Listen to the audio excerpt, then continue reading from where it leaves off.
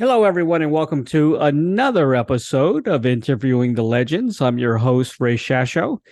Zeelley Moon is the brainchild of singer-songwriter and keyboardist Patrick Molesworth, who is assisted by the Zeelley Moon Band, a British band formed in Buckinghamshire in 2006, headed by Pat Molesworth. The band has just released the band's second album entitled The Author and the Dreamers, 6 years after the debut, and it has been well worth the wait. 7 tracks penned, arranged, and sung by Pat, on which he plays piano, Hammond organ, and other keyboards. A stunning genre-defying collection of progressive rock with a twist. The lyrics with the album's title suggest are of an autobiographical nature, pack a universal emotional relevance. Pat is joined on guitar and bass by Jim Kelleher, plus Steve Picking on 2 tracks, and Alan Peter Lloyd on drums, Sarah Mao on cello and violin, Catherine Sparks on flute, and Meg Pricket on baking vocals. Please welcome singer, songwriter, composer, and multi-instrumentalist for British prog rock group Zeelley Moon to Interviewing the Legends. Hello, Patrick. Hi, Ray. Hello. I'm doing good, man. Zeelley Moon is very unusual name, and I know the story behind it. You said it wasn't really rock and roll, but it's kind of it's 2 words, moon sounding nice after Keith or paper is what you said. That's what I thought, yeah. And your ex-boss, ex-son-in-law's surname was Zeelley. So you kind of put them together, right? Yeah, that was just the sort of the missing word. My wife says you should make up some, rock and roll story to for that. But the truth is already out. So I suppose it could have some sort of meaning, in retrospect, maybe. But no, the truth is, I really wanted to call it Supertramp, but apparently that's already taken. Well, you just mentioned that. The good thing about it, nobody else has that name anywhere. And, that's true. That happens a lot. There's a lot of bands I've interviewed that there's 4 or 5 bands with the same name out there, and it gets a little confusing. Yeah. It is, yeah. And with song titles too, you have to be careful with song titles as well. For the same reason, when people are looking them up or you're trying to quote something and you want people to find you and hear the right tune. Exactly. I've heard a lot of reviews from the new album, and here's what I said. Okay, I said The Author and the Dream by Zeelley Moon is proficient and extraordinary. The music is sophisticated. I can't talk today. I'm sorry. The music is sophisticated and blissful while arousing spirits similar to 70s bands like Bob Welch, Steely Dan, or Steve Miller. I thoroughly enjoyed the album. I gave it 5 stars. Now, a lot of people have been, comparing your music. I've heard Supertramp. I've heard a lot of different bands. I didn't hear that. I really heard Bob Welch, and I heard those days of, those bands like Steely Dan and Steve Miller. It's a great sound. It really is. Okay. Well, I suppose what sometimes happens is I can be sitting at my piano in a bit of a writing mood or writing mode, and sometimes you come across a beautiful sequence and you get halfway through it and you're really feeling it and you bollocks, that's Supertramp, somebody's already done it, or somebody else. So it's hard, but I guess it's kind of in the DNA. So I guess I'm still influenced by things that made a big impression on me in my teens, and there's some great stuff out there, of course, since that period, but somehow, for me at least, those influences seem to creep in. But I'm very happy if people find other little elements, comparisons, yeah, from other places. It's always unconscious. Any time that I've ever stumbled across something that starts to sound a little bit like something else, I've usually stopped right there in my tracks and had to rework things. But so it's pretty organic. I think it's a wonderful thing. First of all, you guys do have your own sound. You don't sound like anybody specifically, which is, which is terrific. But my references are, I guess it's your voice sounding a little bit like Bob Welch, from the old Fleetwood Mac days, and when he was doing solo, which I love, and which is great for radio. It's, I don't like when people put people in this prog category. Yeah, I'm not keen on that either. Yeah. You guys are so much more than that. You fit in a lot of different genres, which I like. And, Oh well, I'm happy to hear that. I'm happy to hear that. I mean, I for me, the word prog is short for progressive, and anything can be progressive. I've never heard anyone else say this, but when I listen to music that people analyze whether it's pure prog or not, it's actually can become, if you're not careful, a bit of a pastiche of certain sounds, certain keyboard sounds.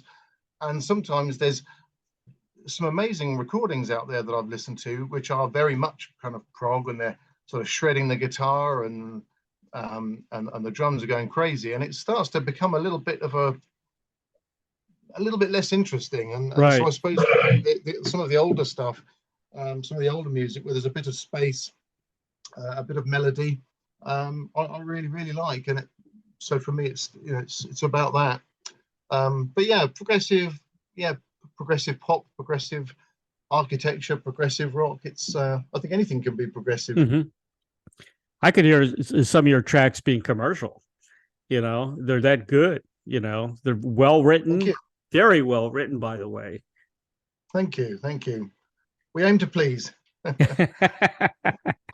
Ourselves mostly, or myself mostly, but I'm very happy when it seems to resonate with people. It's a lovely feeling, because the writing, everything about the writing comes from a very organic point, a very organic starting point.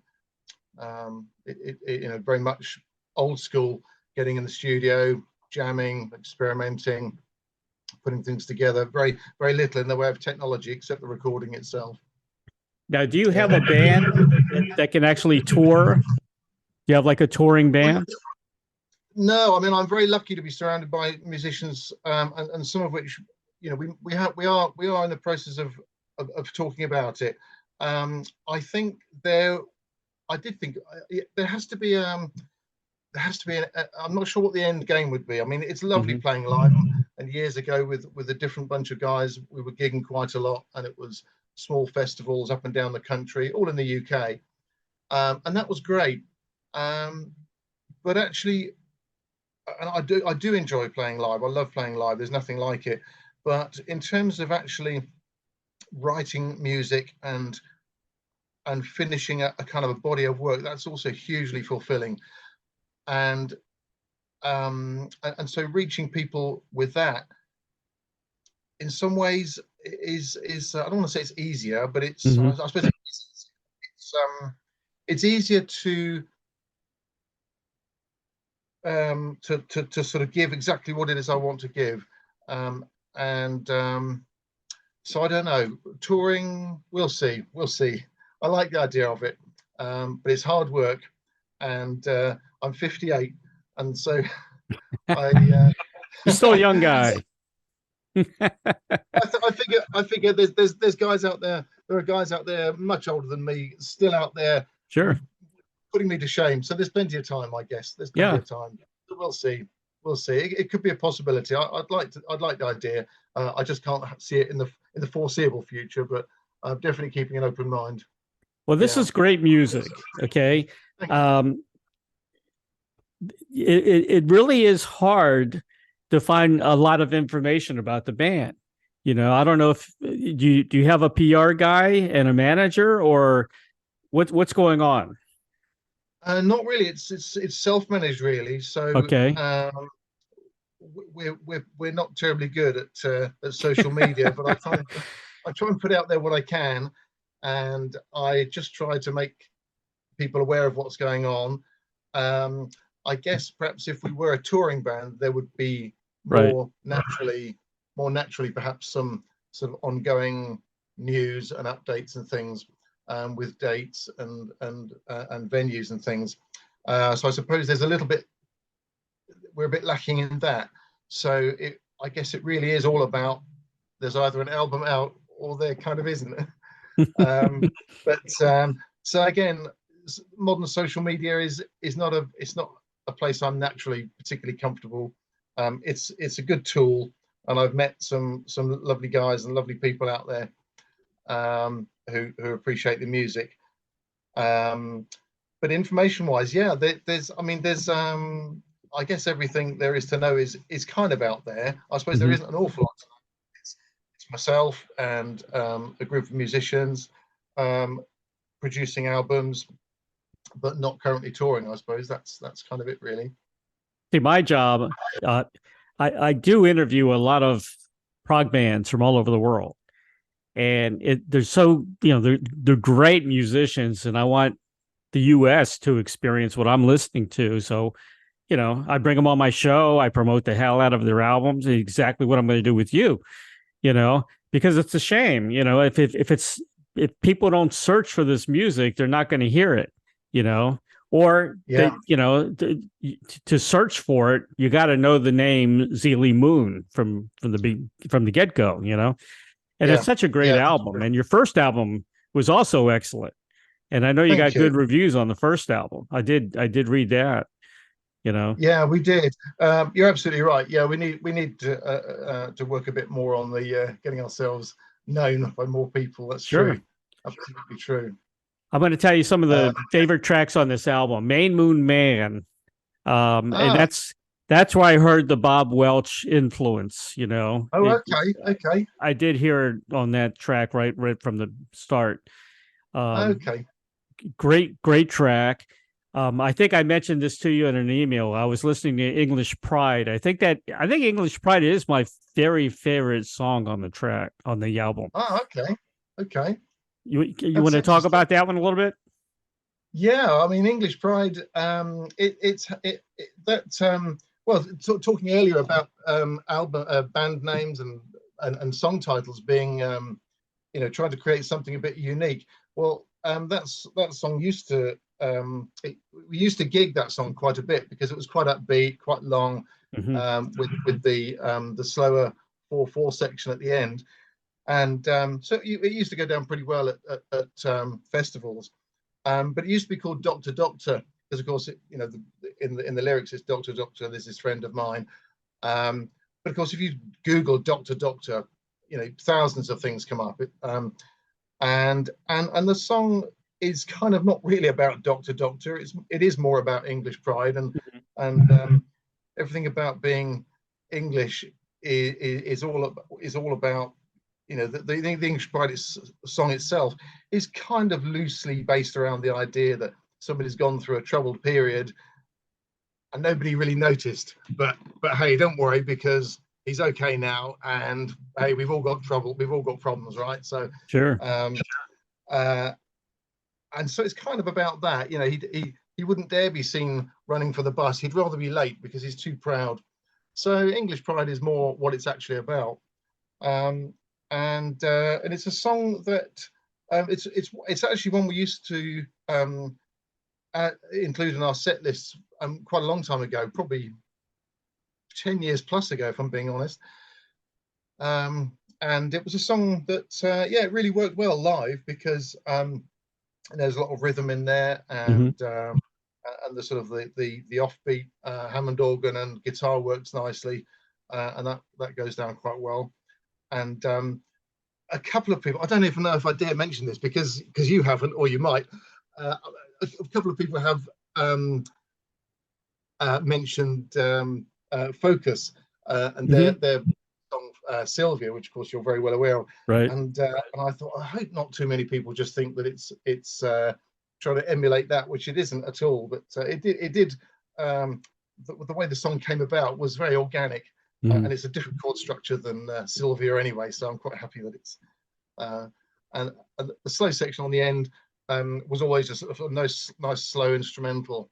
And on the album I've just added some little sound effects at the beginning, which can be interpreted different ways. for me, it's a bit reflective. It's maybe the first section of the song. You're talking about the main subject of this English pride and going through problems, and the second section perhaps could be that you're kind of reflecting on that period, but from a safe distance, maybe, now that some time has passed, maybe. Yeah, I love the beginning, the piano beginning. I heard a little bit of jazzy reflections in the song as well. I call it musically mature. You know, you have a I know what you mean. musically mature sound, which I like. The Well, band itself. I like that expression. Yeah, musically mature. I like musically that. mature. I like that. Yeah, I like that. That's a nice. I'm gonna write that down, Ray. Okay, you can have it. Thank you. Musically mature. That could be a Musically song mature. I love Four Walls, but it was too damn short. Yes, a couple of people have said that. Well, it was only ever. It's got an F and a G in it, which actually also make an appearance in the following song, Mm-hmm. the Killing the Dream, which is the very soft acoustic, Right, reflective track. Four Walls, it was always only ever supposed to be, and remained, a short musical passage to kind of bridge two songs. So it's, what is it, a minute and 40, 36. Yeah, so it's pretty short. It's really, I mean, it could be, we could have made it into a song. I suppose it could have been a song, but it would have been for the sake of it. It would have been to create another song, not because I actually particularly wanted to. So it kind of remains there as a slightly quirky, as a standalone song. It doesn't really stand up. It's not, I don't imagine that one's going to get too much radio play like the others. There's probably 4 or 5 tracks that are quite I say radio friendly for decent radio stations. That one I think really sits better within the album as a little passage. But yeah, it's a nice sound. I enjoyed recording that. I enjoy, for me, when you put the album together, where the songs, the order of the songs, and the way that they either end with a gap or slightly overlap is quite can be quite what's the word? Not poignant, poetic, poignant. I love all that stuff. Listening to old albums from the past, so I like the way that Four Walls ends and Killing the Dream starts. That was that was a lot of fun and very satisfying to create. It came out the way that I wanted it, so I was quite happy with that.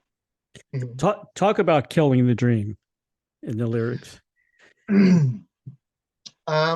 Lyrically, it's quite reflective.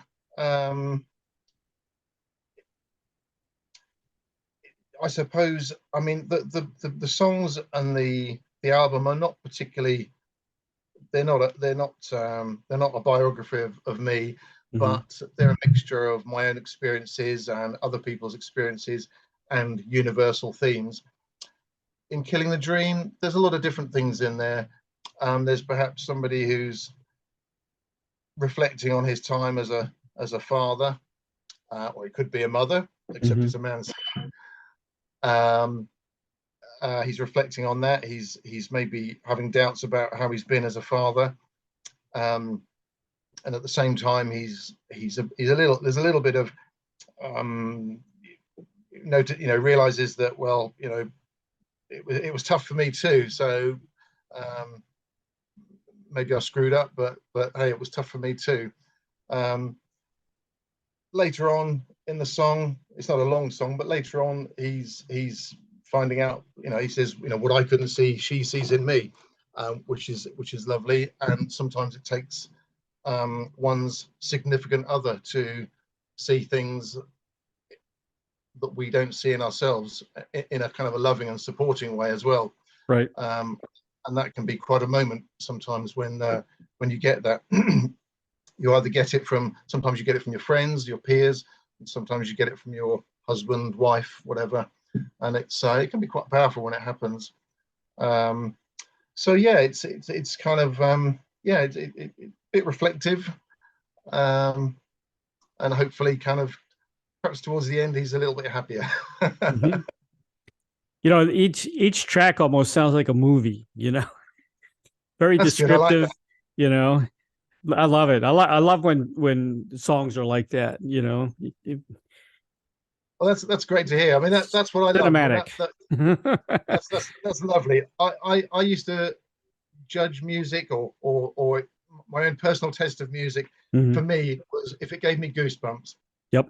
And if it gave me goosebumps and a touch of melancholy, then that I loved that. And so I just try hard to, I aspire to produce music that I would have liked myself. Sure. So You're good at it. You're really good at it. thank you. Well, the longest track on the album is Where the Wind Blows. Almost 10 minutes Yeah, long. Yeah. Now that sounds just kind of that. prog. That does sound prog. It's a bit more proggy, but I like to think Yeah. it's still quite melodic rather Yeah. than it's all quite relatable, I think, musically speaking. Hmm. But yeah, I guess that's probably my favorite track on there at the moment. Hmm. Yeah, Great song. Very good song. thank And you, thank you. an interesting track I love was Poison in My Tea. You're gonna have to explain Okay. that one. But there's some kind of Beatles sounding in that, wasn't there? Was it what? Sorry. A little Beatles. I heard a little Beatles in that Beatles. track. Oh, Yeah. I see. Oh, well, as you say, if you mean that little middle section between Yeah. just Yeah. before the heavy bit, well, is it Beatles or is it a little bit Genesis? You see, I don't A know. little bit of both, actually. You know, Yeah, they kind of maybe. crossed over a little bit. Yeah. Although I can promise you, again, very organic. Fiddling around on the keyboard late at night. Yep. Everyone else has gone to bed. That's the good time for getting creative, and these things just sometimes fall out of the piano, and you think, oh yeah, that works. That's nice. Yeah, again, that's a track that had really been forgotten about. It existed in a similar form to how you've heard it now, but and again we did play it live a few gigs early on, Hmm. but it didn't really it didn't really work as well as a live song. I think it would now, but at the time it didn't. And so I just had some old rehearsal recordings, and there was one particular recording where the drummer, who's a lovely guy, lovely guy, just happened to be playing it a little bit as you've heard it, rhythmically at least, that Hmm. little bit of kind of blues, ELO blue sky kind of rhythm going on. And I just suddenly thought, actually, I think I could rework that. And so I started to work on it, and sort of reworked the lyrics a little bit and added a different middle eight, because the middle eight when we were playing it live was just an instrumental version of the verse. It was all quite dull and boring, really. So left to my own devices with the time in the studio just to sort of fiddle around. So yeah, created some new lyrics and a new middle eight, sort of a re-intro, a heavier version of the intro coming in halfway through. So yeah, I was quite pleased with that. Yeah, it's a bit of a cynical song. The guy's whinging a bit it's frustrated. I love the title, Poison in My Tea. Yeah, but it's kind of poison in your tea. It's what you suspect when you just think something's not right. I'm not quite Right. sure what it is. And it could be I know what it is for me, but it could be something different for everybody. Sure. Love it. I only noticed later on that of course coffee's getting cold in the first verse, and then Hmm. I mentioned poison in my tea later. So there's coffee and tea in the same song. Not bad. Yeah. So many words. You're singing. Who is singing with you on that? The lady singing on there with me is a lovely girl called Meg Pricket, Okay. who is um, she's um, she's a lovely girl. She's actually the daughter of a friend of mine, Hmm. and um, and I got in touch because I needed. I always wanted that song was also always designed to, always written to have male and female vocals, exactly as you've heard it, Hmm. and so that worked very well. We recorded that here in my home studio, and mixed it in the studio that I usually go to, Area 18 in West London, which is a great place, and a lovely guy called Richard Bignell, who's a fabulous engineer, um, uh, worked his magic on that. But yeah, she did a lovely job on that. She has a lovely voice, and it worked very nicely. I was very pleased with that. Yeah, so that's a weird chord arrangement, chord progression in that. Again, that was a bit of a fiddly song to play live, but Yep. because rhythmically it wasn't quite as natural and swingy as some. But yeah, a lot of people have said they like it, like the I love it. quirkiness. Will you bring the girl singers on the road with you, you think? Oh, definitely. Yeah, I think we'd have to Yeah. do that. Yeah. I don't know whether Meg's up for it. She's pretty busy these days, Mhm. doing other things. But yeah, I think if we go on the road, I think we would need to. I think we probably need a second keyboardist as well, because I can busy myself, keep busy on the piano, but Right. the recorded versions have got Hammond organ, and it's. I could put a silver cloak and a blonde long wig and try and be Rick Wakeman, but Yeah. I don't think I'd make a good job of it. So I think somebody else on another keyboard would be pretty handy. Yeah. And yeah, either take the girls on tour, or if we could do it with the other musicians being, doing backing vocals, that would work. That would work pretty well. Yeah. Oh, you're incredible on piano. Were you classically trained, or? It's kind of you to say so. No, not at all. Really? I just learnt by sitting on the piano when my parents were out of the house. It's amazing. And just noodled around. So the small amount of music theory that I know is mostly from other people, musically educated people, who are able to tell me that, yes, that's a G minor 7th with a floating ninth and a diminished something or other. And I think that's great. I love it. I love learning it retrospectively. If I had to do the theory, I would have never started. Yeah. But no, thank you. So I suppose I tend to work a little bit outside of the rules. Sometimes I understand the rules and know when I'm breaking them, and other times I actually don't. See, I think that's more genius when you learn by ear or figuring it out than, learning from, and to read music. It's amazing. And how many legendary guitar players played by ear, from Jimi Hendrix to the Beatles to, it's amazing. It really is. It's a different starting place. I have a good friend who is musically very knowledgeable, and he says of himself he's not in any way a musician. I mean, I'm not a great musician by any means. I'm lucky to have musicians I can call on to help me make my vision sort of materialize. Right. But he's got even less. So, but it's interesting that he would approach things in a very technical way, which for me is just not one bit interesting. I like my fingers, and I like the effect of gravity on the keyboard, and I throw my fingers down, and eventually something comes out that's nice. And if it sounds like it has legs on it, then it can become a song, and if it doesn't, then it just goes to one side, or it just stays on the back burner sometimes. But yeah, always just organic and experimental. Definitely, that's the only way I really have. So I have no choice but to start that way. But yeah, I mean, I enjoy that way anyway. There's no other way for me. Yeah, I think they don't want to go through the hassle of learning theory and reading. It gets like mathematics. It really does, when you get involved like that, and it just takes the fun away, doesn't it? For me, it totally does. Many, many years ago, I had what I thought was a very simple, but I thought a very sweet little ballad that I recorded. It was just piano, vocals, and a little bit of keyboard strings. And I did it way back in my 20s. And at the time, I had a friend who was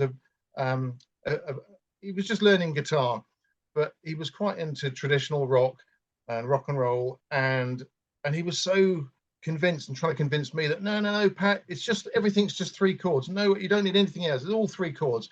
And I was convinced that he was wrong, which of course he was. But I thought, let's test it. I went home that night. And I thought, well, if he's right, then that what I thought was a sophisticated ballad that I'd written. If he's right, and I play that A and then a D and then it's E. Oh, it is. I'm just playing a 1, 4, and 5, the same as Rock Around the Clock by Bill Haley. I thought, but hang on, that minor that I go down to, and he was right, and it was the same. But of course, there is a lot more. And for a short while, I worried. I thought, there's nothing else to learn. If it's all just theory that's been done before and worked out before. Where's the fun in that? So, and I know there are standard progressions with jazz and all sorts of things, Right. but they're lovely, but that's not my starting point. So I much prefer to learn from an experimental point of view. Can you pick up, like if you listen to a Genesis album, can you pick up and play with the tracks? Not quickly, no. Right. If I'm trying to learn somebody else's material, Right. I really enjoy trying to work it out just from hearing it. I wouldn't say I'm fast at it. There are people I've got friends of mine who are very quick at picking up tunes, whether it's the bass or the guitar or even the keyboard, and I admire that. I can't do it quickly. I think because I've never really practiced that. The people who have can do it very quickly. But if I'm trying to learn something just out of interest, my own interest, very often there'll be chords, for example, which are just not straightforward chords, and you look it up, you Google it, and you know, what are the chords to whatever it is, you know, something other by Elton John, and there'll be different websites that tell you what the chords are, but often they're just either completely wrong or they're missing the nuances that Elton John is playing, and that's and those are the things which are lovely to try and pick out. So yeah, I enjoy doing that. Who are some of your favorite players, piano players, keyboardists? Oh, well, wouldn't it be great to be Billy Joel and be able to just sit and play the piano and sing those beautiful songs at any party or at somebody's house or on stage, of course. So I guess he's got to be up there. They're just such quality songs, quality writing, happy songs, sad songs, thoughtful songs, just really lovely. And a fabulous pianist as well. In terms of, I suppose I always quite warmed to Rick Wright from Pink Floyd, because I haven't really read up on what other people think of his keyboard playing. I think he wasn't the best keyboard player in the world, but he was definitely the right keyboard player for that band. So I suppose I feel quite warmly towards him. But Elton John, of course, when I look at Elton John's songs, sometimes they sound pretty simple, but there's some crazy progressions in his songs. And where did he come up with that? Why did he go there? It's amazing songwriting, absolutely amazing. So yeah, I guess they're the three. I think Pink Floyd would not have existed without Richard Wright. You know, to me, he's like kind of underrated in the band, because, you know, when you hear the spaciness of Pink Floyd, that was him. It was all him, you know? Yeah. That was all him. Yeah, I loved it. I remember listening to, well, I guess Dark Side of the Moon was where I came in as far as Pink Floyd were concerned. And I remember, you know, I was just noodling around on the piano, my parents' piano as a kid when I first heard that. And I remember you could hear some kind of, you know, it was basically a chord change happening or a bit of a crescendo about to happen. I couldn't work out what it was, and much later I realized it was Rick Wright's skill on the Hammond organ, kind of, you know, with the kind of the organ swell and the and sort of holding the chords and the Leslie pedal and the Leslie button on the speaker. Amazing. So I love all of that. I haven't outgrown it really. Me either. Yeah. I mean, exactly. I love kind of melancholy strings, but the Hammond organ is almost like an orchestra really in itself. Yeah. So I love that. Do you have a mellotron at home or no? No. What you can see in the background, I guess if I'm pointing, that's my Nord piano. Okay. Which now I have recorded on a grand piano when I've been able to, but all of the piano on the last album is this Nord piano here. Nice. Which is fabulous for the piano, right? And a nightmare for everything else, because it's just got way too many buttons on it, and I'm not going to be alive long enough to work it out. There are guys who are technically better than me at programming, and actually, this keyboard here is a very small, modest-looking Yamaha, which I bought well some years ago now, and that has some fabulous sounds on it. Again, I've recorded using a real Hammond, and it's wonderful. but actually the organ that you can hear is my Yamaha there. It doesn't look quite as impressive sitting there in the corner of the studio, but it's an amazing machine. Yeah, I was thinking maybe a grand piano, or in the studio, like they have it at Abbey Road or something. Oh, that would be nice. That would be nice. Yeah, I mean, it is lovely to have it.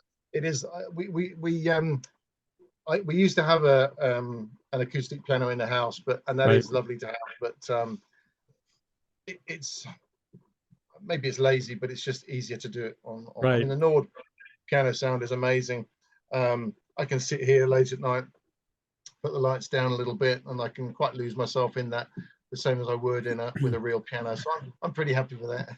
Well, today most of the musicians on stage, they have smaller pianos, except for like Rick Wakeman, But yeah, I'm having a hard time talking today for some reason. I don't know, and not enough coffee or something.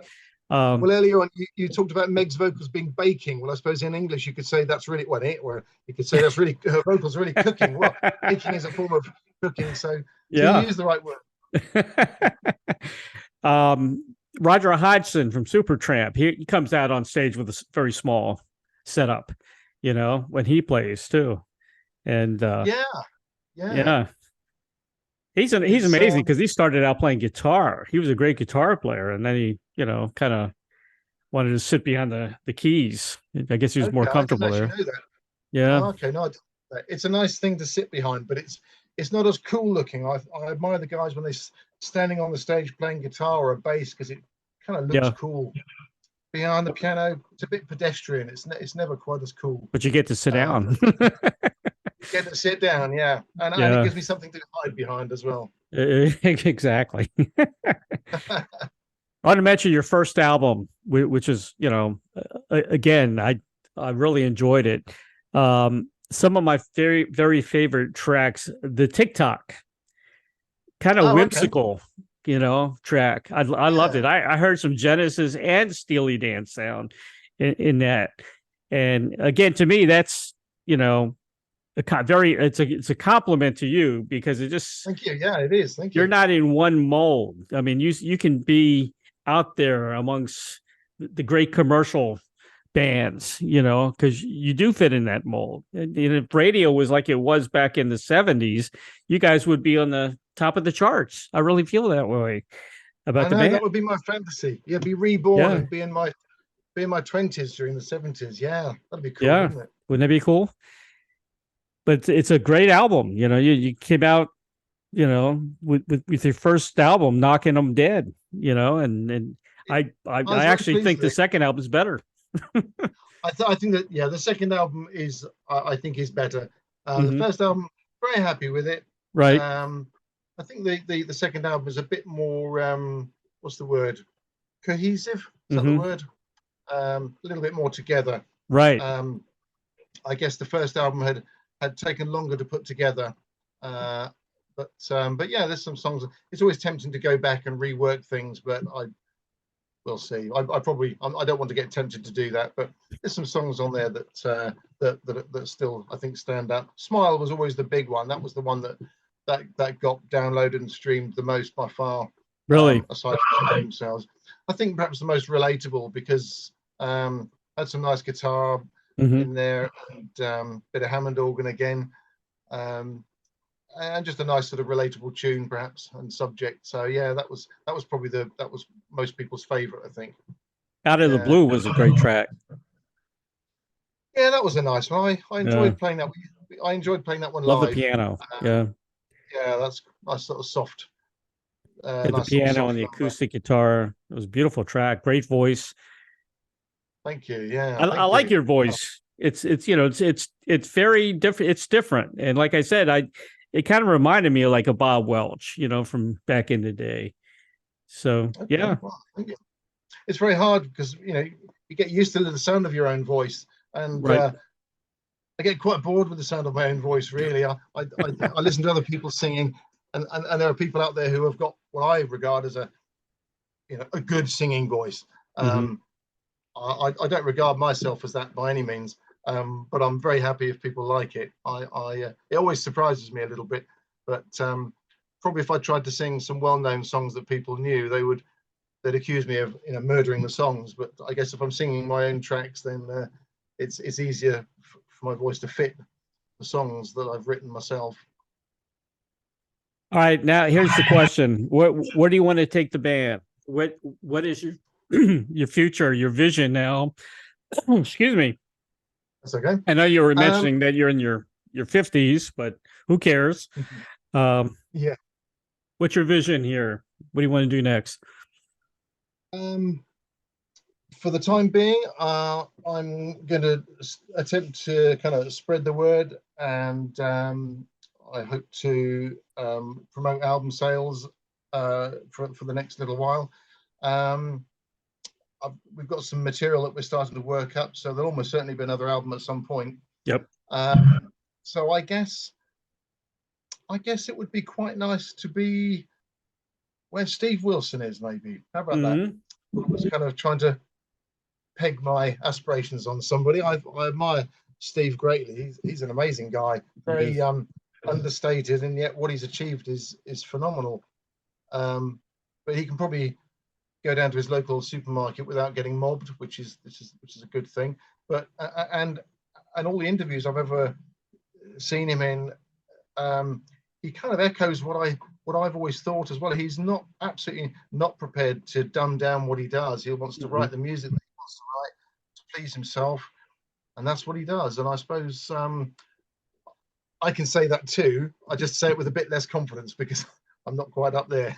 But yeah, okay. Let's. I'll say where Steve Wilson is. That would be nice. You know, it's interesting. All these prog bands that I interview, they belong to so many other bands now. You know, like they're 2 or 3 other bands. You know, like Neil Morris. He's another guy that's out there over and over again. You hear his music everywhere. You know, but they're always associated with other bands, and I guess they have to be nowadays. It's the only way to make it. You know, would you think about doing something like that, collaborating or performing with other bands as well? Yeah, I think I would. Yeah, I would. But there's a couple of times that some conversations have been had, and yeah, the short answer is yes, I would. It needs to be need to feel that I'm still producing the music that I want to produce. Right. So as long as I'm doing that, I'm happy doing something else as well. Yeah. So that's a yes. That's a yes. If anyone's interested. Let's put the feelers out right now. I'll let all my contacts know you're available. Yeah, available and willing. Yeah. What are some of your interests outside of music? I know that's a hard question because. Oh, yeah. Well, we moved from Buckinghamshire, and we moved down to South Wales 7 years ago. And oh, really? Here, yeah. So this is very rural. Beautiful we're country. Very close to. Yeah, very nice. We've got the most amazing countryside around here. We're 10 minutes from the nearest beach. It's a very quiet area. It's obviously very touristy, but it's very quiet in the winter and sort of in between the seasons. So and we have a beautiful space around the house, which I get gives me huge satisfaction looking after. It's all big stuff. I'm not pruning roses or anything like that. It's all big stuff, trees and branches and lots of grass cutting, and that's just fantastic. And we have a river and I don't know whether to call it a large pond or a small lake, but it's wonderful. So I'm looking after some fish in there. So nice. that kind of keeps me quite occupied. Yeah. I'm a bit of a car lover, but I'm not in a position to have a collection of cars in the barn all at once. So my car collection usually is one at a time. What kind of cars? Sport cars or? Well, the one I have at the moment is it's a BMW. Well, some people call it the M Coupe. Some people call it the Z3 M Coupe. Right. Which you have it in the States, but when it first came to the States, it had a much less powerful engine because of emissions and that sort of thing. Whereas in Europe and Britain, we had the full sort of 320 horsepower.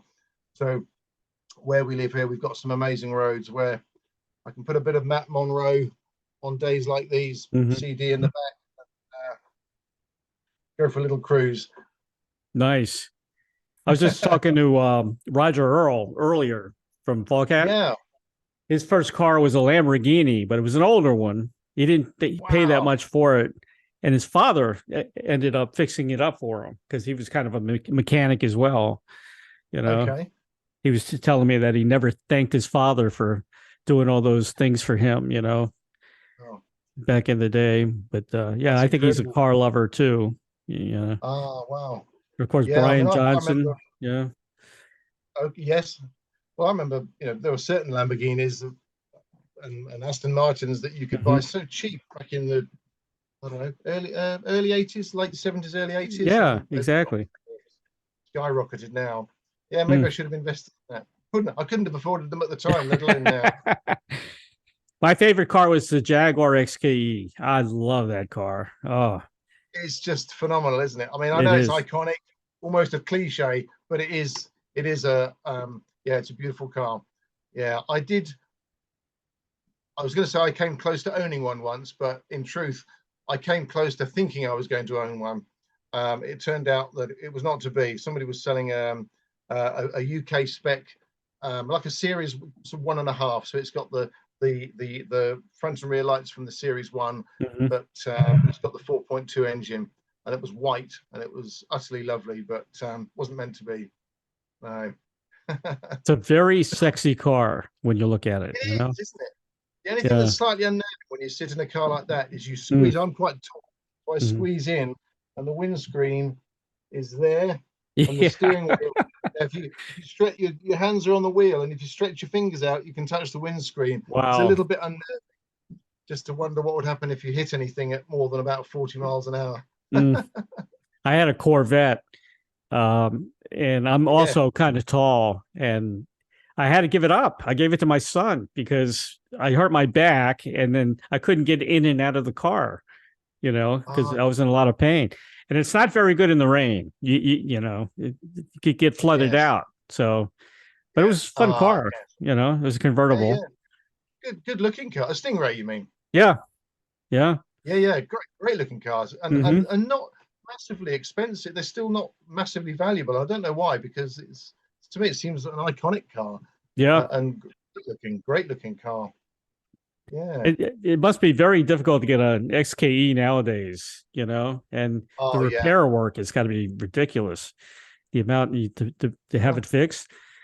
Maybe in the UK it might be easier. I've never looked into it. Maybe easier here because it's a British car. So and I'm guessing, I am guessing because I don't know, but I'm guessing a lot of the engine parts might be still available here, or yeah, it's probably better served here. But I'm guessing. But yeah, still very expensive because they're worth so much.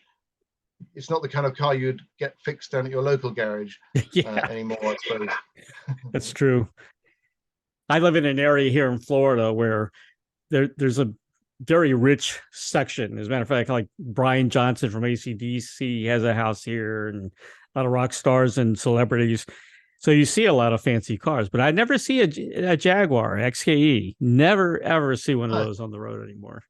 Well, maybe it's an era thing. It's they're just starting to get to an age where perhaps you and I still drool over them. Right. But somebody 10 years younger than us, for them, it might be a little bit old school, perhaps, just over the edge of that era that they're interested in, maybe. True. Maybe. Yeah. Yeah. But that would definitely be my fantasy collection, one of those. I think you should buy one. Okay, well, you're in England. I'll sell a few albums and then we'll see how it goes. Yeah, exactly. I'll promote this album and go buy one. Okay, let's do that. Do you remember what was the first concert you ever went to?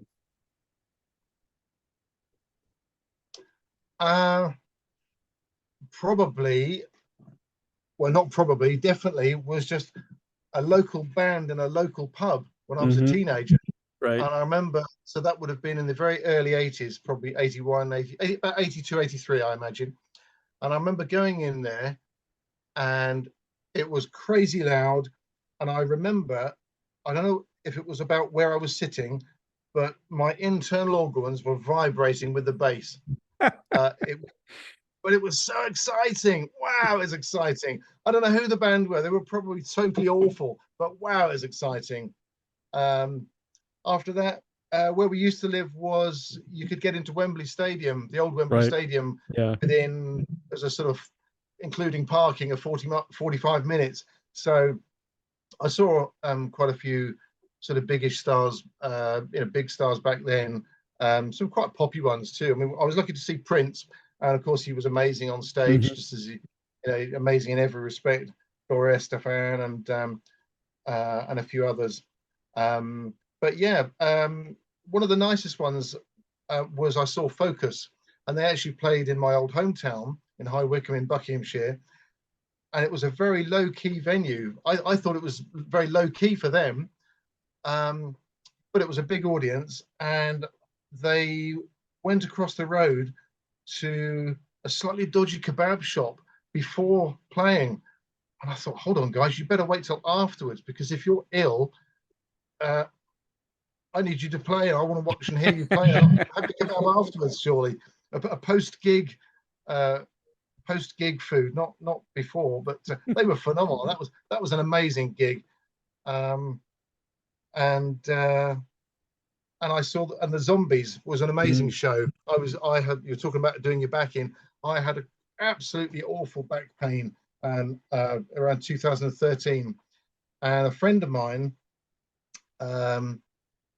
who's an excellent blues guitarist and has had a band called the Moondogs for many years, and he was personal friends with the Zombies, all of them. Mm-hmm. And he was organizing this charity gig, and they played again a relatively not low key gig. It was in a place called Aylesbury, again in Buckinghamshire, and that was a phenomenal gig. It was just, I was in such pain, I couldn't stand up straight, but it was so nice just to hear all those beautiful old classic pop tunes that we'd all heard on the radio for years and years, and there they are playing it, and they're all about 100 years old, but they're still up there doing it, and sounding just as great and as fresh as they ever did. So gigs like that always have been very special. So yeah, that was lovely. Yeah. So I can't remember the first year would have been just some average band in a pub that was exciting, awful but exciting. I've had Colin and Rod Argent on the show, and speaking of keyboards, Rod Argent, man, he's amazing. Yes, indeed, I bet. Yeah, I bet. Yeah, he's a clever guy. I love his solo on when he does "Hold Your Head Up" when he was, part of Argent. Incredible, nice guys too. Really, really, really nice guys. Yeah. Oh, all my impression was they were very nice. We sort of chatted to them afterwards, and yeah, lovely, very relaxed, very very nice guys. Very good guys. I took my wife. She went to a lot of shows with me, and she's met a lot of people because I covered a lot of shows. I took her to see Yes, and we were like right up against the speakers, and her ears actually bled during that concert. That's not good. And I never thought Yes was that loud. I've been to some loud concerts. I've been to, like Deep Purple and Black Sabbath, but I didn't think it was that loud. But it must have hit her membranes or something in her ears. And that's bad. And how was she after that? She won't go to another concert that's that close anymore. I can tell you that. But it went away. Wow, it's surprising, but I guess if you're close enough. But I always worry at even at quite small festivals where if it's a kind of a family festival, there's some rock band up on stage, and you'll see somebody carrying the baby or tiny toddler across the front of the stage, and they're passing that blowout zone where you're going to get your ears blasted. And that nowadays you see them with ear defenders on, which of course is great, but I've seen small kids being held and straight past the speakers. I've got tinnitus from rock concerts, and because I was a radio DJ back in the late 70s, and a couple of times my headphones got too close to the microphone, and I got that feedback. And oh no, yeah, and even using headphones like you are now, I mean, even when it's not particularly loud, I still find it's a little bit intense sometimes if I'm recording, and of course it's a kind of a warm place in there, so it's nice to not have to do it too often. Exactly. Yeah. Yeah, have to be a little bit careful. And yeah, I think I get a mild tinnitus, but I think it's something I've always had. I think I remember having it as a child. So, Right. but you were Mine saying never about goes away. Never goes away. It's always really? constant. Okay. No, Could mine drive you just mad. no, I'm very lucky then. Mine just comes in, it cuts in. It's literally as if somebody's turned the volume down on one ear and Right. replaced it with this tone. But yeah, it's a bit discerning, but it's not unpleasant. But I do remember as a teenager wearing out, really distorting and wearing out my Yes Going for the One album. Right. On what then was like a Sony Walkman type thing, an old cassette. Sure. I just used to blast the hell out of my ears as a teenager. Yeah, Walkmans didn't help. The what, sorry? The Walkmans did not help with your hearing. They definitely didn't. No. No. Well, it was the first time, wow, this is amazing. When the only other hi-fi I'd ever heard was just some crappy unit at home of my parents. But so that now you can have this, reasonable, pretty reasonable stereo, pretty hi-fi sound in your pocket. It's amazing.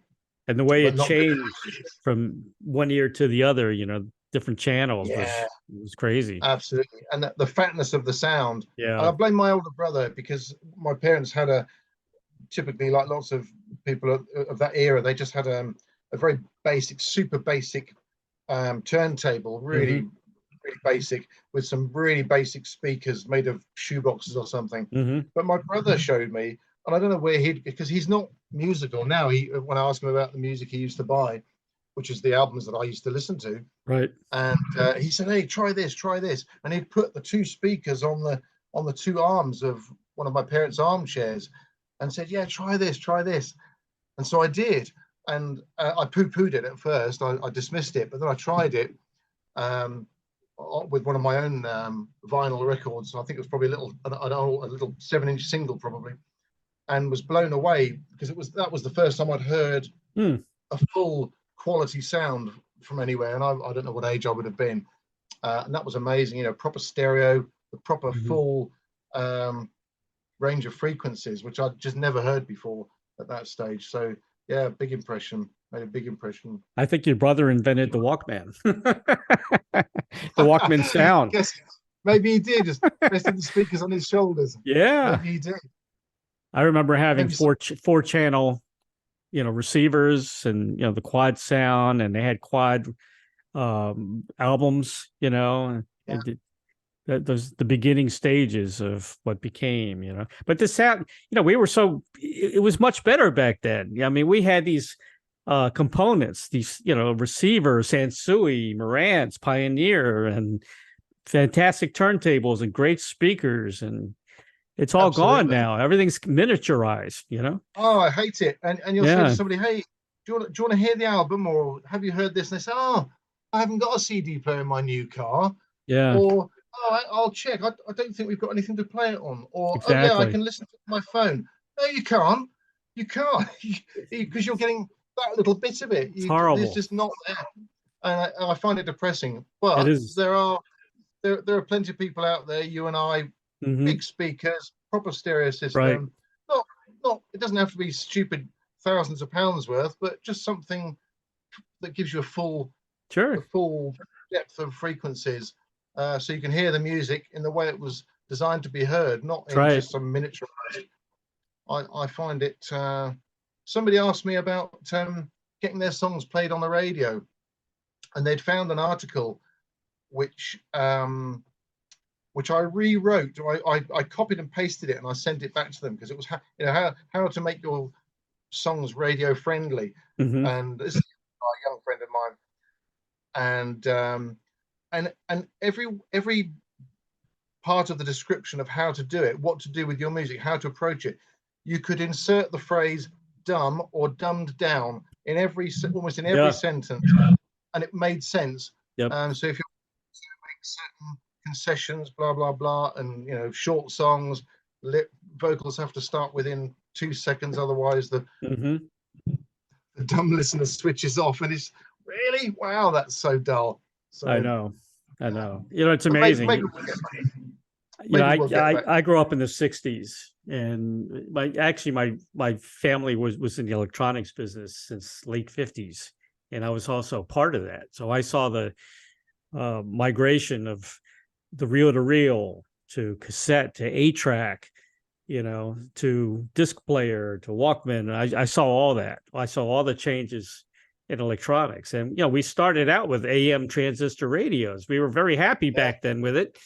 You heard your first Beatles song on the transistor radio, but we matured. We got better and better and better. And now we're going back the other way, as far as sound quality, with miniaturized and everything on your phone and listening to YouTube, I like to think we'll get back there. Friends of mine are worried that a new generation will wonder what the guy on stage is doing with a plank of wood with some wire strings stretched over it. I said, no, don't worry, they'll come back. There's young guys out there, incredibly skillful guys picking it up. So I don't think it'll go away. I hope so. No, I hope so. I think Pat, here's your final question. I get some very interesting answers from this question. If you had a Field of Dreams wish, Field of Dreams was my favorite movie, to perform with or collaborate with anyone from the past or present, who would that be?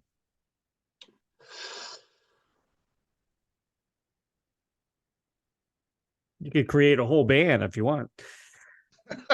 Oh, okay. Create a whole band. Well, I guess perhaps. Oh, that's a hard one. I would probably have. I think it'd be rather nice to have Steve Hackett on guitar with me. So maybe my fantasy band. Is it allowed to have me at the center of it? Yes, you have to be in it. Okay, my band then. Your Steve band. Hackett over there on guitar. Okay. I would have I'd have Rick Wright on the keys, and I'd be happy to play the piano, but I'd like Rick up on the other side opposite me, so I can look at him on the other side of the stage. Right. And who else would we have? Oh, I don't know. Who on drums? That's a hard one, isn't it?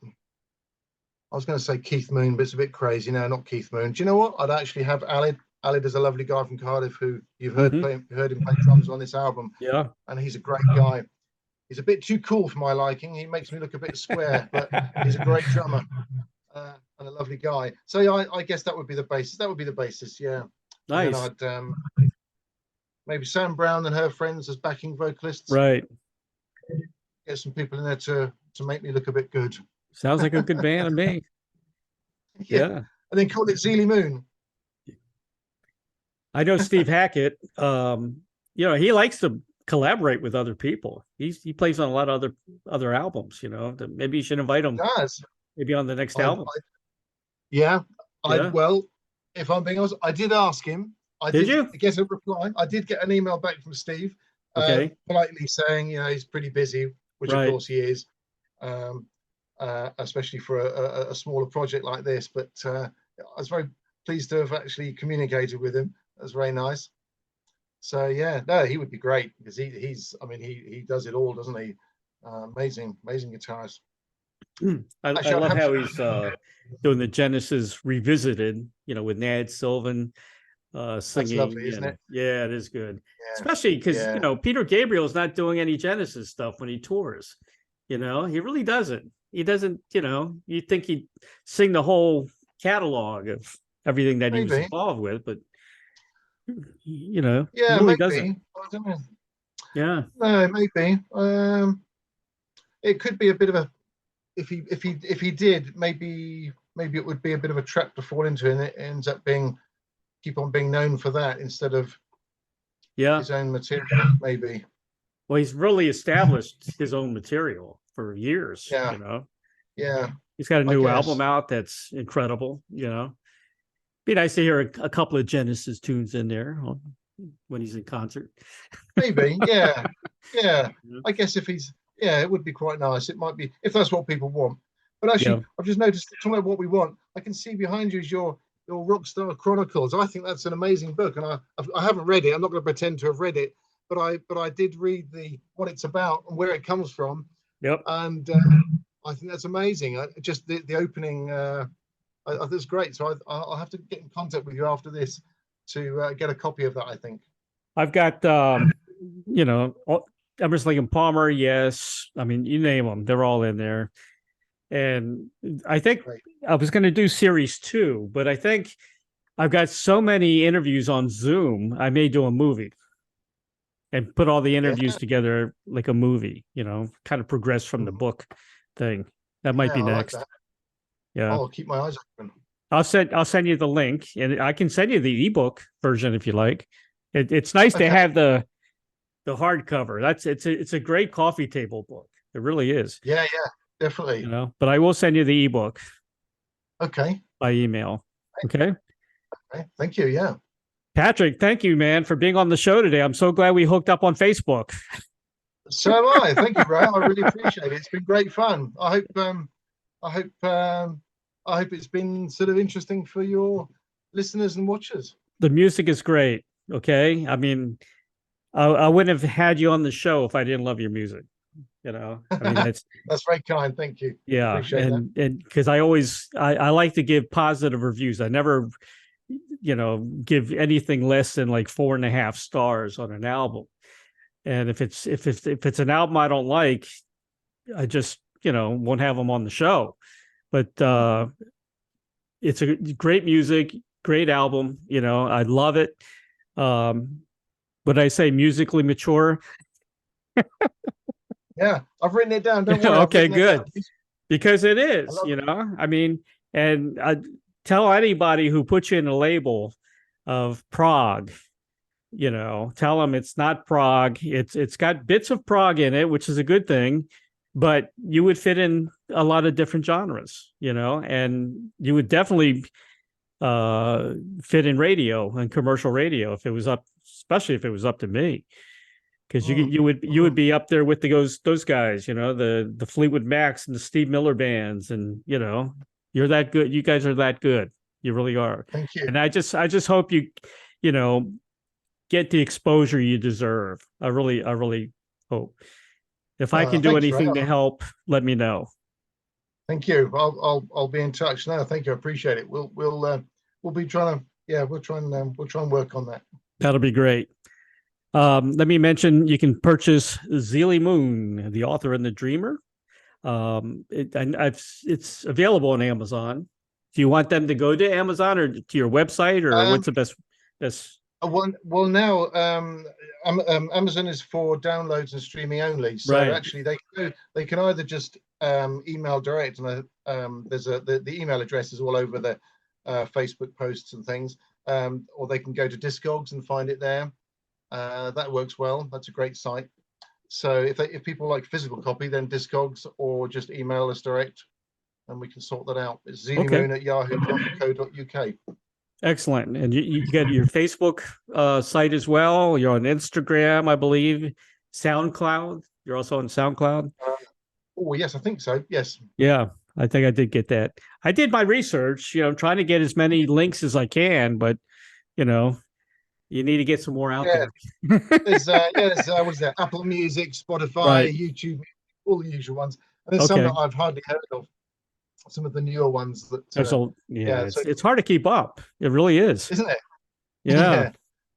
But I still like I get a buzz if somebody wants a physical album. That's very exciting to me.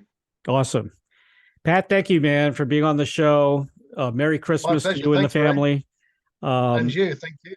Anything I can do, just let me know. And, I hope to see you live one day. Thank you. That'd be great. All right, Pat. Take care, man. Thank you, Ray. Bye-bye now. Cheers.